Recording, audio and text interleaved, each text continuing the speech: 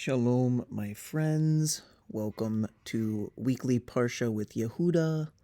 We're going to go a little quicker this time than usual. You know the story of Joseph. This is the story where the Pharaoh is having dreams.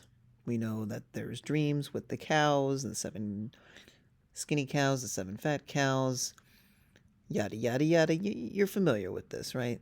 Joseph interprets the dreams. There's 7 years of plenty and 7 years of famine. And the dreams come true, and Joseph is basically given the position of being second in command to Pharaoh in Egypt.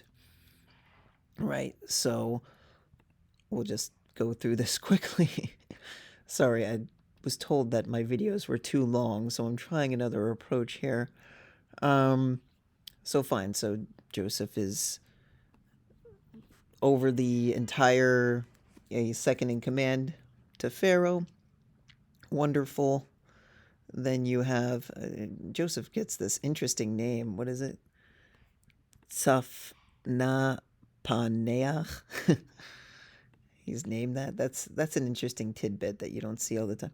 And this is interesting. It says that he is getting married to Osnat bat Potipharah, right?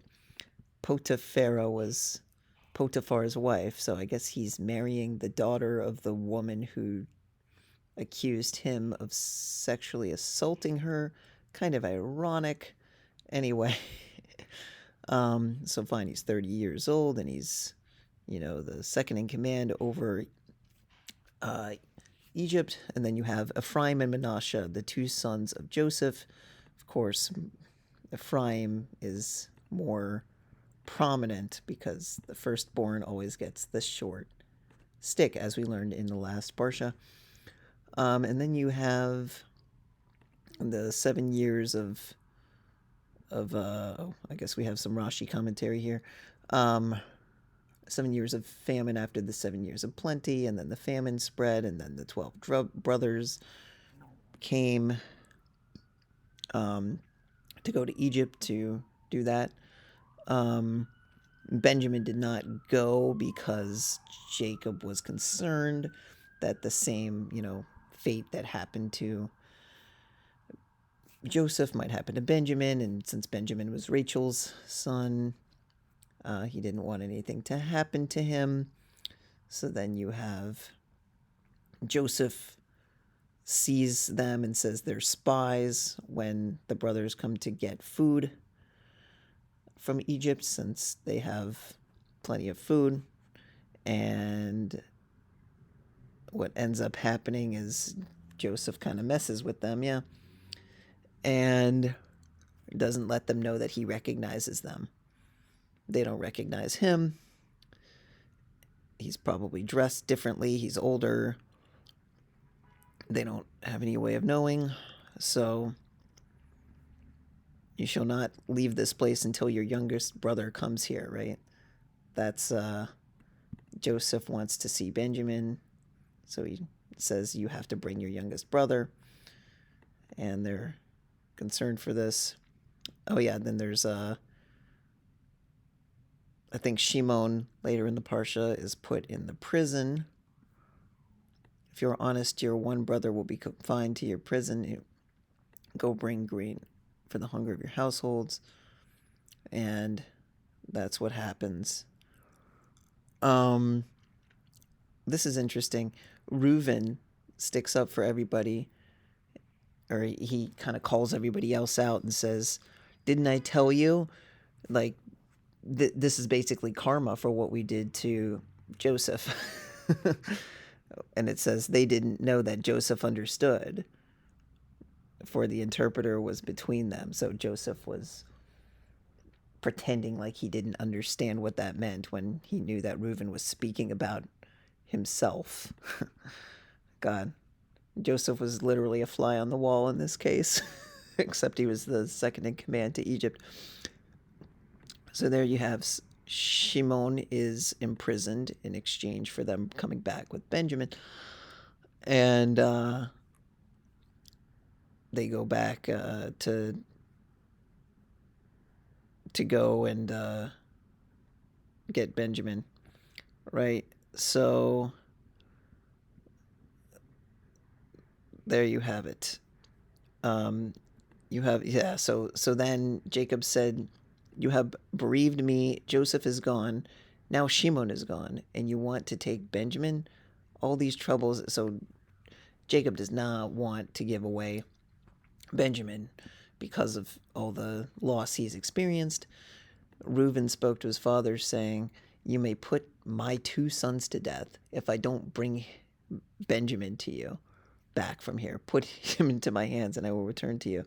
But he, Jacob, said, "My son shall not go down with you, because his brother is dead, and he alone is left. And if misfortune befalls him on the way you are going, you will bring down my gray head in sorrow into the grave." And Rashi comments, or he did not accept Reuben's offer. He said, my firstborn is a fool. He offers his sons. Are they not his sons and my sons? It's interesting because Reuben typically offers a solution, right? He wanted to throw Joseph into the pit, but what ended up happening was Yehuda's plan to sell him to the Ishmaelites was what prevailed. And then you have this again where Judah offers a solution that Jacob likes better. He says, "The man warned repeatedly, saying, 'You shall not see my face until your brother is not with you.'" So, eventually Judah proposes to his father, to Jacob, or Israel as he's called here, "Send the lad with me, and we will go up and go, and we will live and not die, both we and you, and also our young children. I guarantee him from my hand. You can demand him. If I do not bring him to you and stand him up before you, I will have sinned against you forever." And Jacob likes this better, his answer, right? He says, for we had not tarried now, we would have already returned twice."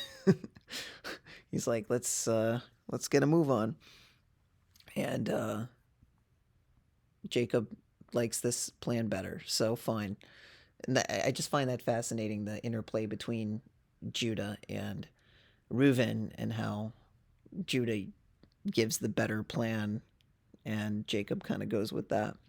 And then you see that's kind of how he gets the birthright from Reuben at the end. But we're not there yet.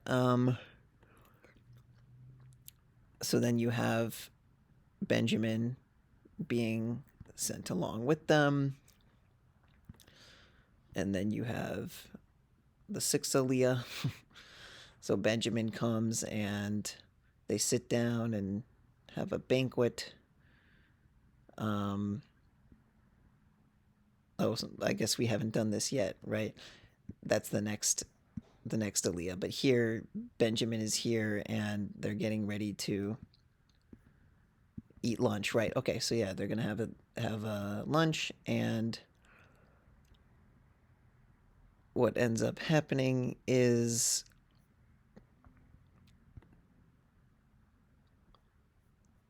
Benjamin is given a lot of food to kind of show the, kind of a karmic. Joseph's.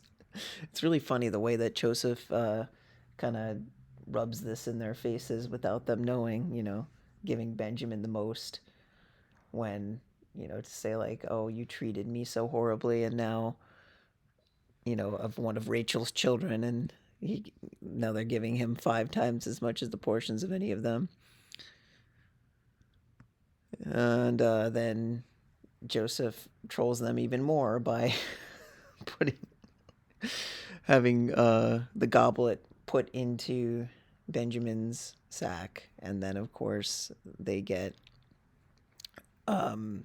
worried because now they realize that Joseph has a reason to imprison them again, right? And so now Judah's concerned and says, "What shall we say to my master? What shall we speak? How shall we exonerate ourselves? God has found your servants' iniquity, and behold, we are my Lord's servants, both we and the one whose possession the goblet has been found." So Judah's like taking responsibility, even though he really didn't do it, right? But he said, "Far be it from me to do this. The man whose possession of the goblet was found shall be my slave. But as for you, go up in peace to your father." So Joseph is threatening that Benjamin is going to be a slave. So history is repeating itself, and what are they going to do? It's a big cliffhanger, you know. Now what's Jacob going to do? And now Judah's in a position where he made a promise to his father that he'd come back with Benjamin, and now Benjamin is being framed for having a goblet in his, but they don't know that he was framed, right? They, for all they know, maybe Benjamin did it. Um but of course, this is the cliffhanger. We don't know what's going to happen. Find out next time in Parsha with Yehuda. Anyway, happy Hanukkah, everyone. I don't even know if this video was shorter, but I had to get this out before Shabbat. So Shabbat Shalom. Happy 8th day of Hanukkah.